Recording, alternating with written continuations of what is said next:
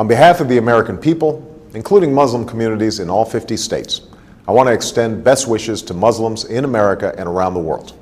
Ramadan karem. Ramadan is the month in which Muslims believe the Quran was revealed to the Prophet Muhammad, beginning with a simple word, Iqra. It is therefore a time when Muslims reflect upon the wisdom and guidance that comes with faith, and the responsibility that human beings have to one another and to God.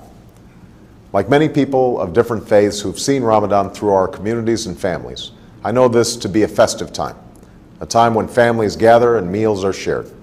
But I also know that Ramadan is a time of intense devotion and reflection, a time when Muslims fast during the day and perform Taraweeh prayers at night, reciting and listening to the entire Quran over the course of the month.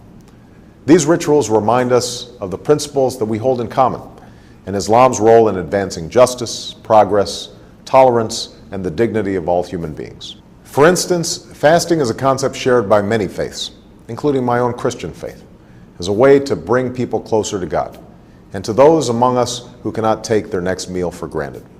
And the support that Muslims provide to others recalls our responsibility to advance opportunity and prosperity for people everywhere. For all of us must remember that the world we want to build and the changes that we want to make must begin in our own hearts and our own communities. This summer, people across America have served in their communities, educating children, caring for the sick, and extending a hand to those who have fallen on hard times. Faith-based organizations, including many Islamic organizations, have been at the forefront in participating in this summer of service. And in these challenging times, this is a spirit of responsibility that we must sustain in the months and years to come. Beyond America's borders, we're also committed to keeping our responsibility to build a world that is more peaceful and secure. That's why we're responsibly ending the war in Iraq. That's why we are isolating violent extremists while empowering the people in places like Afghanistan and Pakistan. And that is why we strongly and actively support a two-state solution that recognizes the rights of Israelis and Palestinians to live in peace and security. That's also why America will always stand for the universal rights of all people to speak their mind, practice their religion, contribute fully to their society, and to have confidence in the rule of law.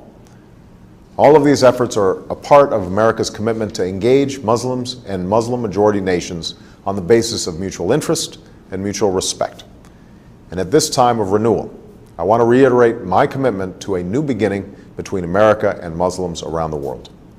As I said in Cairo, this new beginning must be borne out in a sustained effort to listen to each other, to learn from each other, to respect one another, and to seek common ground. I believe an important part of this is listening.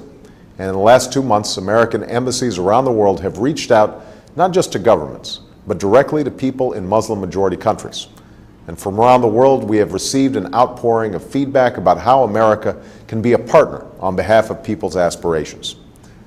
We have listened, and like you, we are focused on pursuing concrete actions that will make a difference over time, both in terms of the political and security issues that I've discussed, and in the areas that you have told us will make the most difference in people's lives. These consultations are helping us implement the partnerships that I called for in Cairo, to expand education exchange programs, to foster entrepreneurship and create jobs, and to increase collaboration on science and technology while supporting literacy and vocational learning. We're also moving forward in partnering with the OIC and the OIC member states to eradicate polio, while working closely with the international community to confront the common health challenges like H1N1, which I know is of particular concern to many Muslims preparing for the Hajj. All of these efforts are aimed at advancing our common aspirations, to live in peace and security, to get an education and to work with dignity, to love our families, our communities, and our faith. It will take time and patient effort. We cannot change things overnight, but we can honestly resolve to do what must be done while setting off in a new direction toward the destination that we seek for ourselves and for our children. That is the journey that we must travel together.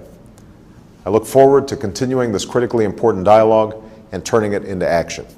And today, I want to wish Muslims across America and around the world a blessed month as you welcome the beginning of Ramadan. May God's peace be upon you.